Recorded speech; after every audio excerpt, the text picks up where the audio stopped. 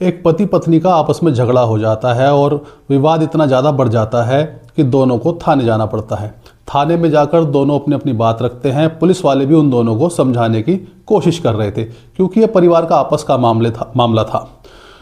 दरअसल बात यह थी कि जो पति है वह अपने पत्नी के साथ रहना चाहता था और पत्नी अपने पति के साथ रहने को लेकर खुश नहीं थी और वह बार बार मना कर रही थी कि मुझे इस आदमी के साथ अब नहीं रहना है। यही सब बातें चल रही थी और थाने के अंदर रोज़मर्रा की तरह अन्य कार्य भी चल रहे थे। तभी वहाँ गोली चलने की आवाज़ आती है, ज़ोर से धमाका होता है। यह देखकर और सुनकर सब हैरान और परेशान रह जाते हैं क्योंकि वहाँ पर गोली मारकर किसी की हत्या कर दी गई थी। दोस्तों, ये वाकई में एक बड़ी बात थी क्योंकि थाने के अंदर गोली मारकर किसी की हत्या कर देना अपने आप में एक बड़ी वारदात है। यह घटना क्यों घटी, कैसे घटी, ये सब जानने की कोशिश करेंगे इसी कहानी में। नमस्कार दोस्तों, मैं यतिन राय कक्कड़ आज जो आपको कहानी सुनाने जा रहा हूँ यह घटना है 12 जनवरी 2026 की। उत्तर प्रदेश का एक ज़िला लगता है हरदोई में ही एक गांव है रमापुर अटारिया, जहां अनूप अपने परिवार के साथ रहता है। अनूप के परिवार में उसकी पत्नी सोनी और उसका एक 13 साल का बेटा भी है। अनूप और सोनी की शादी 2009 में लगभग 17 साल पहले हुई थी। दोनों साथ बहुत खुश थे और हंसी खुशी अपने जीवन व्यतीत कर रहे थे। अनूप को लेकिन एक चिंता सताए जा रही थी। अनूप हरदोई में ही मेहनत मजदूरी करता है, जो भी काम उसे मिल जाता है वह काम कर लेता है और अपने परिवार को आगे चला रहा है। अनूप को लेकिन एक चिंता सताए जा रही थी। वह सोचता था कि हरदोई जैसे शहर में रहकर वह ज़्यादा पैसा नहीं कमा पाएगा, यहाँ अच्छी नौकरी उसको नहीं मिल पाएगी। इसलिए वह चाहता था कि किसी बड़े शहर में जाकर नौकरी करे जिससे उसे ज़्यादा पैसा मिले, ओवर टाइम करे और जो भी पैसा उससे मिलेगा उससे वह अपने परिवार का भविष्य सुनिश्चित कर सके और अपने बेटे को अच्छे से अच्छी पढ़ाई करवा सके।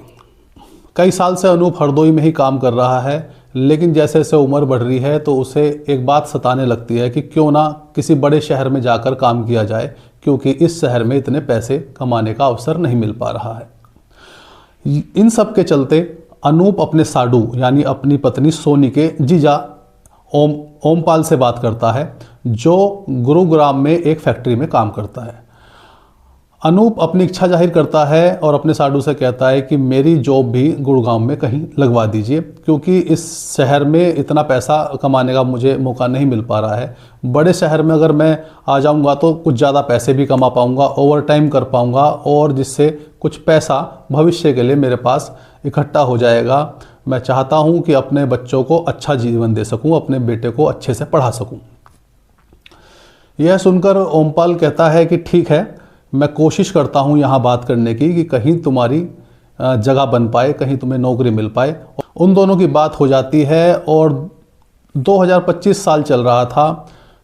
उसी दौरान ओमपाल का फ़ोन अनूप के पास आता है।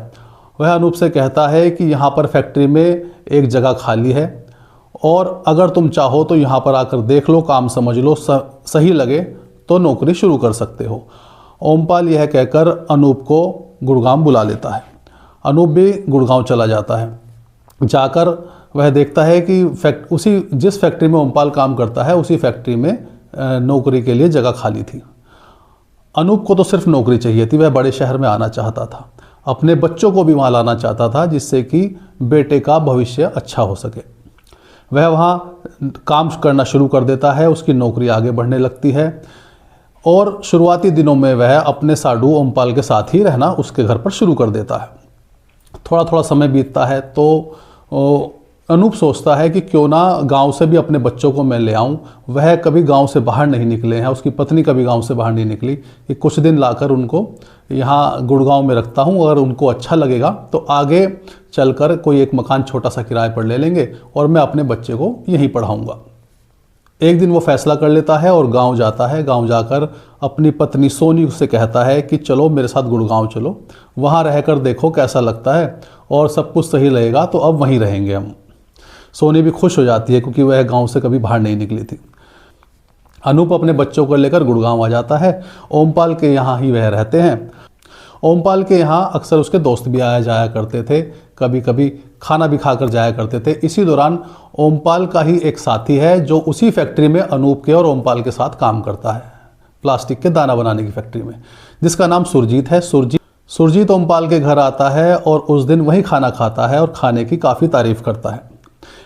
दरअसल खाना जो है सोनी ने बनाया था, तो उसको जब पता चलता है कि सोनी ने खाना बनाया है तो वह सोनी की तारीफ करता है और कहीं ना कहीं वह उसकी तरफ आकर्षित हो जाता है।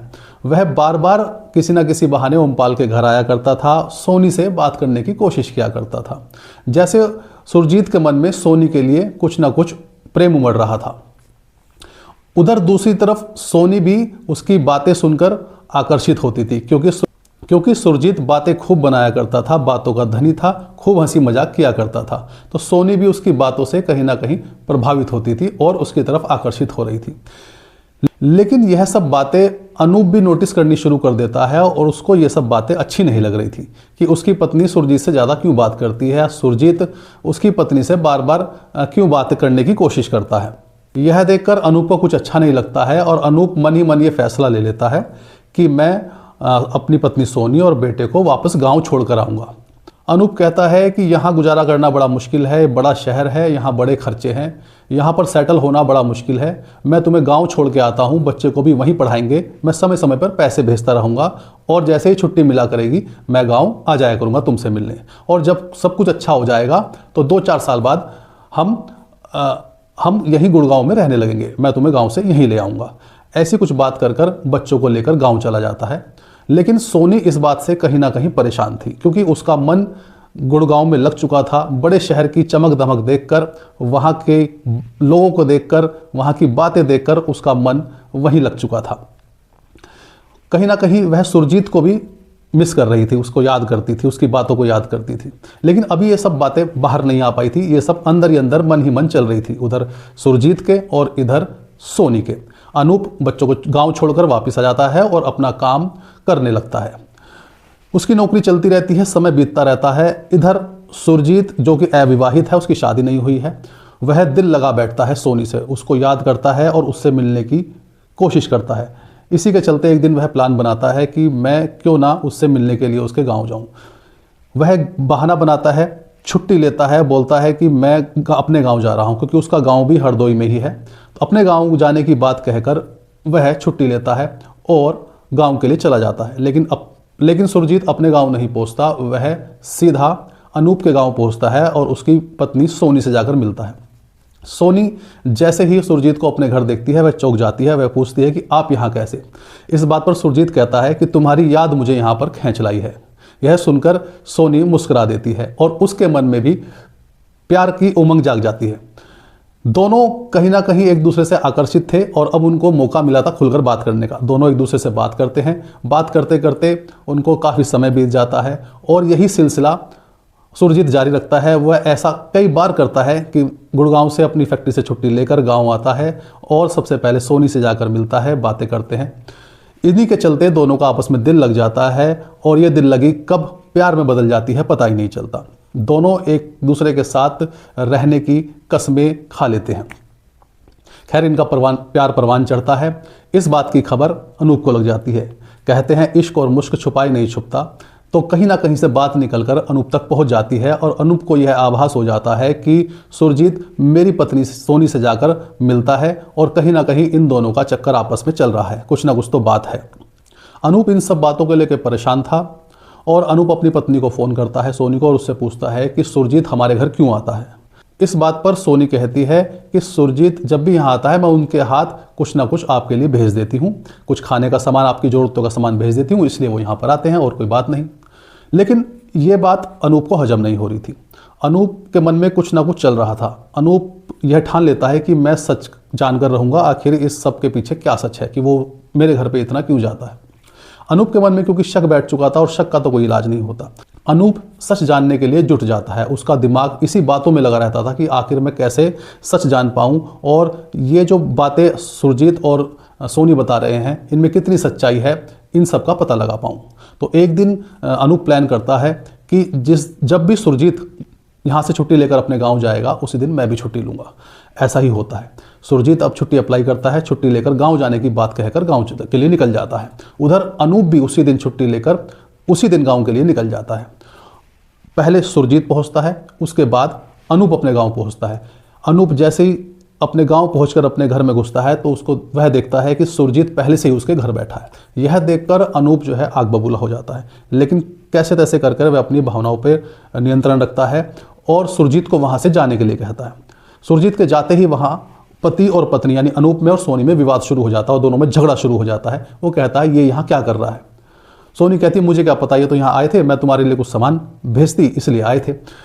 अनूप उसको बताता है कि ये मुझसे 1 घंटा पहले ही चला था, इसके पीछे पीछे मैं आया हूँ, आज मैं सच जानने के लिए यहाँ पर आया हूँ। खैर इस तरीके की बातें होती है और दोनों का विवाद बहुत ज़्यादा बढ़ जाता है। जब अनूप लगातार सोनी पर आरोप लगाया जा रहा था और सोनी जो है वो सभी बातों को गलत साबित करते हुए अनूप को समझाने की कोशिश कर रही थी।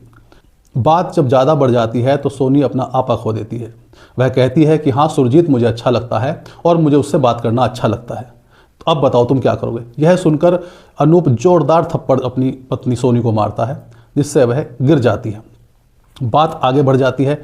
उधर सोनी चुपचाप बैठ जाती है और मन ही मन कुछ सोचने लगती है। उधर एक कोने में जाकर अनूप भी सो जाता है। रात हो जाती है, सब सो जाते हैं। सुबह उठकर जब अनूप देखता है तो उसकी पत्नी सोनी घर में नहीं थी। सोनी दरअसल रात को ही यह फैसला कर चुकी थी कि मुझे अब अपने पति अनूप के साथ नहीं रहना है। वह घर छोड़कर चली जाती है। अनूप सुबह थाने जाता है। थाने जाकर अपनी पत्नी की गुमशुदगी की रिपोर्ट लिखवाता है। पुलिस भी ढूंढना शुरू कर देती है। अनूप भी अपने स्तर से ढूंढ शुरू कर देता है, लेकिन सोनी का कुछ पता नहीं चलता। एक दिन पुलिस स्टेशन से अनूप के पास फोन आता है। दिन था 12 जनवरी 2026 का। लगभग 5 दिन हो चुके थे सोनी को गायब हुए। 7 जनवरी को वह घर छोड़कर गई थी और 12 जनवरी 2026 को फोन आता है थाने से अनूप के पास कि तुम्हारी पत्नी मिल गई है, थाने आ जाओ। अनूप तुरंत थाने पहुंचता है। थाने पहुंचकर अपनी पत्नी को देखकर गुस्सा भी करता है और मन ही मन उसको रोना भी आ रहा था। वह कहता है कि सोनी जो भी मुझसे गलती हुई हो वो सब भूल जाओ, जो भी बातें हुई हैं तुम मेरे साथ चलो, हम दोनों नई जीवन की शुरुआत करेंगे। मैं वहाँ से नौकरी छोड़ दूंगा, किसी दूसरे शहर में जाकर नौकरी करेंगे। लेकिन सोनी के सर पर तो जैसे प्यार का भूत सवार था। सोनी उसकी एक बात नहीं सुनती। वो कहती है मुझे तुम्हारे साथ नहीं रहना। यह सब बातें जब उनके बीच होती हैं तो एक महिला पुलिसकर्मी और एक पुरुष पुलिसकर्मी उन दोनों को बैठाते हैं, उन दोनों की काउंसलिंग शुरू कर देते हैं। दोनों को अलग अलग बैठा के उन्हें समझाना शुरू कर देते हैं। 1 घंटा बीत जाता है, 1.5 घंटा बीत जाता है। अनूप तो चाहता था अपनी पत्नी के साथ रहना, लेकिन सोनी अनूप के साथ रहना नहीं चाहती थी।